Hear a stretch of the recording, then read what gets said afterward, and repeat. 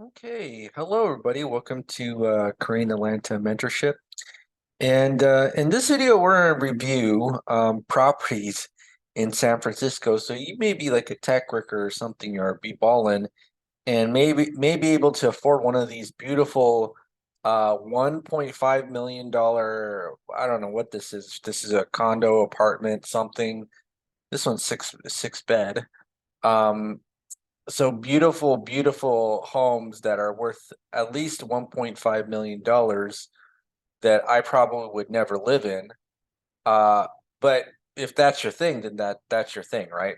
So you may decide, hey, like this is the place to be, San Francisco, poop and needles everywhere, and you need to buy a home, and you may make a great salary above 300, $400,000, and you decide, hey, I probably want maybe this 5 bed, 3 bath, 2,000 square feet home for $1.5 million because you can afford it, right? And you may have not considered what the actual cost of the home is with financing, right? Because with financing they charge interest, and so if you look at the 30-year mortgage rates, I put California in here. It says that the 30-year fixed mortgage rate is 8%. I don't know how true that is, but if I scroll down even more, it says current interest rates in California are 7.63% for a 30-year fixed mortgage. So I would say it's around maybe 7 to 8. I don't know how true it is, but we'll just say that the interest rate right now is 7.6. Okay. Now, you may not have been introduced to what I call the mortgage rate 30-year cheat sheet, but I have created this cheat sheet for you called the 30-year mortgage cheat sheet. So the interest rate isn't the only thing that matters. You have to also take into account the length of the mortgage, right? So a 3% 10-year mortgage is not the same as 3% 30-year mortgage. But if someone says, hey, congratulations, you qualify for a 3% mortgage, that really means that you're going to pay 50% of interest on the loan after the end of 30 years. 5.4% means you're going to pay 100% interest. And then 9.4% means you're going to pay 200% interest, right? So if you get a 5.4% loan, how many houses are you paying for? You're paying for two, one for you, and then this one in interest to the bank. If you get a 9.4% loan, how many houses are you paying for? You're paying for one for yourself and then two to the bank, right? And so you can see that how easy it is to overpay for a home that you thought would only just be $1.5 million. So this beautiful, beautiful, whatever this is, that is going to cost you $1.5 million is, oh, gross, is probably going to cost you $1 million more than you thought, right? And so if we just do a quick calculation here, so let's just assume this beauty of a home, $1 million home, so we'll say $1.5 million is not going to be 100% financed. So what we'll need is 80% of it because that's what the bank will lend on. So you get a $1.2 million loan on this beautiful, beautiful $1.5 million property. How much are you going to actually pay, right? So what we do is we go to our mortgage calculator and we just kind of verify the amounts of how much each percentage rate will cost in terms of in interest. So as we said before, if we go to our cheat sheet, we go to 3%. 3% is about 50%, right? And then we go here, we put in 5.4. It should be about 100% of the loan, right? So so it's a little bit more than 100% of the loan. And then 9.4 should be double that. And so you see that's 200% of the loan. Now, if we're going by the current mortgage rate, which is 7.6, and we're going to put 1200000, so 1.2 million. Now, just take a look here. 7 is between 100 to 200%.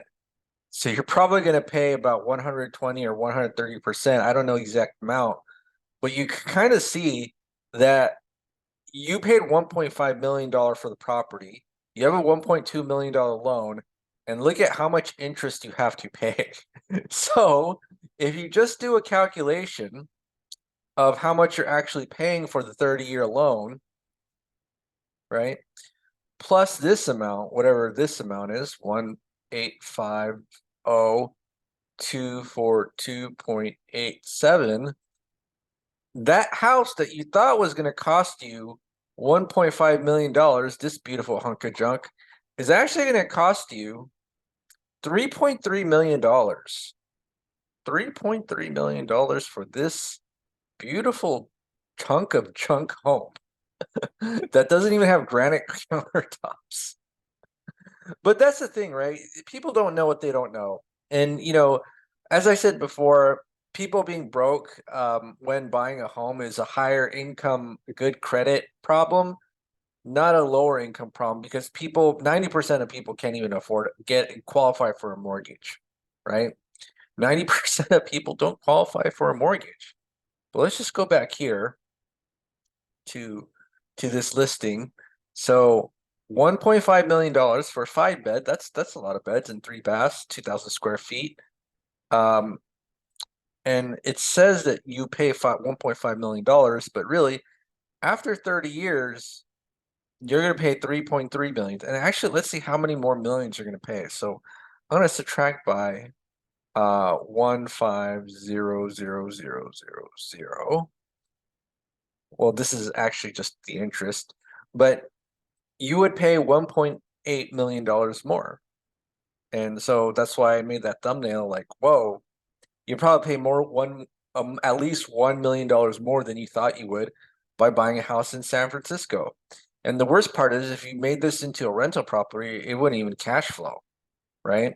Because you maybe get $4,000 or $5,000 of rent a month, and including all taxes, vacancies, insurance, mortgage, it probably will not cash flow. But who knows? Maybe you're a landlord in San Francisco and you're making it big. But take a look at this. This is the estimated monthly payment is $10,000 a month. So what does the mortgage calculator say here? How much are we paying a month? Give me 1 second. 8,000 here, right? It's about 8,000 a month. But yep. So folks, if you ever decide to buy a property in San Francisco, and I have no idea why you would ever do that, you're probably going to pay double the amount for that home. So what you thought was a $1.5 million home essentially became a $3.3 million home. So hope this was a great crash course about why you probably don't want to live in San Francisco or even have a high salary in tech and live in that area, because your expenses just get higher and higher even though your income is higher, right? You want a good mix of high income but lower cost of area, and that's why people who work remote are probably smarter than people who decided to stay in the area and buy a home. Okay, so this is Korean Atlanta Mentorship. If you have any questions, comments down below.